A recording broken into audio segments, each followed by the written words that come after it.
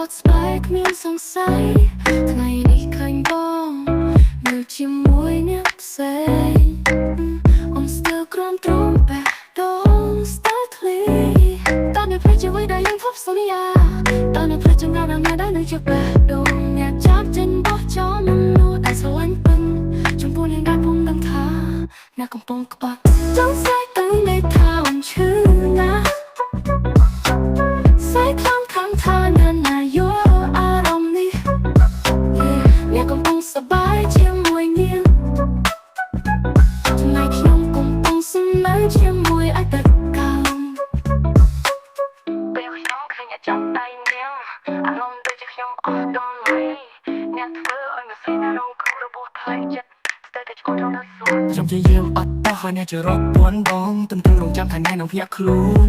តែអ្នកមិនធ្លាប់ត្រឡប់ជួបស្រឡាញ់ខ្ញុំមានន័យអ្វីស្រែកដាំទាំងមេជាចុងក្រោយ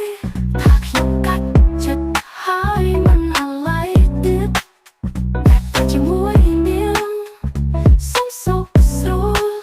ខ្ញុំអាចដឹងមកកុំមើលផាត់ក្បត់របស់អ្នកទៀតទេ